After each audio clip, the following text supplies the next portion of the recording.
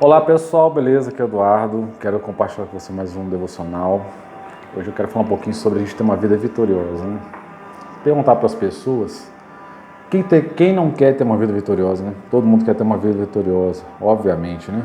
Eu quero ter uma vida vitoriosa, eu imagino que você também. Eu desejo que os meus filhos tenham uma vida vitoriosa, eu que mais desejo que eles cresçam, que sejam vitoriosos em tudo que eles fizerem, sabe? Mas aí a gente começa a pensar assim, mas como que a gente deve ter uma vida vitoriosa? Né? Principalmente nos princípios cristãos, né? O princípio que Deus se agrada. E aí eu vou basear no texto que está em 1 Samuel, no capítulo 7. Eu vou deixar um versículo aí, depois você leia. Mas basicamente o que esse texto está dizendo é o seguinte: o povo de Israel era um povo que era diferenciado, eles deveriam ser um exemplo, né? E aí eles têm uma grande derrota para os filisteus, eles foram derrotados. E aí eles levaram a arca da aliança, que representava a presença de Deus. Essa arca foi levada embora. Aconteceu uma série de coisas que deixou esse povo muito envergonhado, muito triste. Ou seja, foi uma derrota que mexeu não só uma derrota física, financeira, mas uma derrota moral. Eu não sei se você já passou por uma situação dessa, que você fala assim, gente, essa situação está me deixando assim, envergonhado, sabe? Eu já passei por situações assim, de me sentir derrotado, não só numa área financeira, mas assim, até assim, no meu interior, na minha alma mesmo, me sentir derrotado. Eu já passei por isso. Talvez você já passou por isso também. Mas aí olhando o texto, olha só que interessante. A Bíblia fala que depois de tudo isso, Eli era o sacerdote, ele morre, os filhos dele morrem, e aí o Samuel passa a liderar esse povo. E o Samuel era um cara que ele era muito ligado com Deus. E aí o versículo que eu estou compartilhando com você, ele fala o seguinte, ele fala uma coisa muito interessante. Ele chama o povo e fala assim, olha, desfaçam das imagens que vocês têm, da idolatria que vocês têm dentro da casa de vocês, voltem para Deus, se consagrem a Deus. Ou seja, basicamente o que ele está querendo dizer é o seguinte: se vocês querem ter vitória, a primeira coisa que vocês precisam fazer é ter uma mudança de vida. Comece a olhar para dentro de vocês, na casa de vocês. Ele fala para cada um, volta para sua casa, verifica o que está errado dentro da sua casa, o que você está fazendo errado, para aí sim você vai ter a intervenção de Deus, você vai ter vitória. É isso que ele está querendo dizer. Sabe, o que eu percebo hoje é que muitas vezes, nós queremos ter vitória em muitas áreas da nossa vida, mas a gente não quer fazer nada dentro de casa para que isso mude.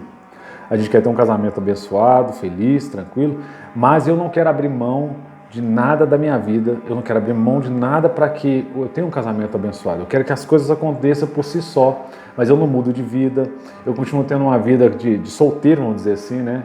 Eu esqueço que eu tenho um casamento, que eu tenho uma esposa, que eu tenho filhos.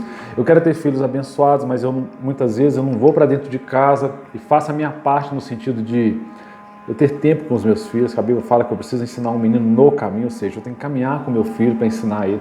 Aí eu não faço isso, mas eu quero ter vitória.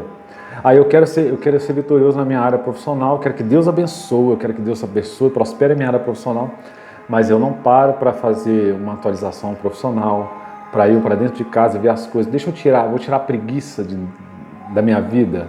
Eu não quero nada disso.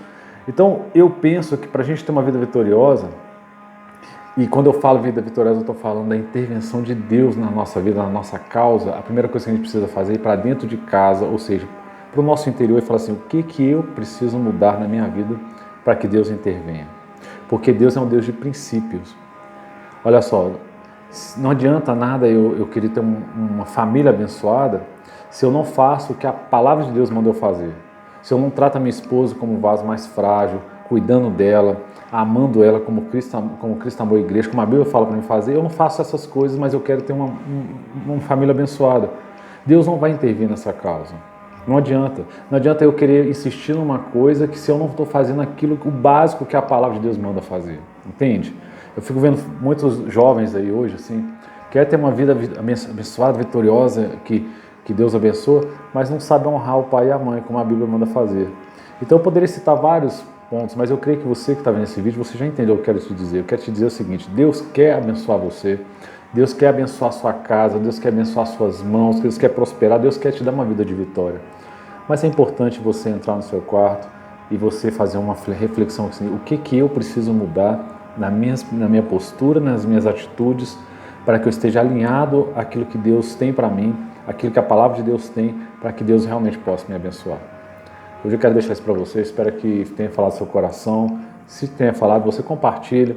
Se você não está inscrito no canal, se inscreva no canal aí, para que a gente possa ter mais alcance, tá bom? Deus abençoe e até o próximo devocional.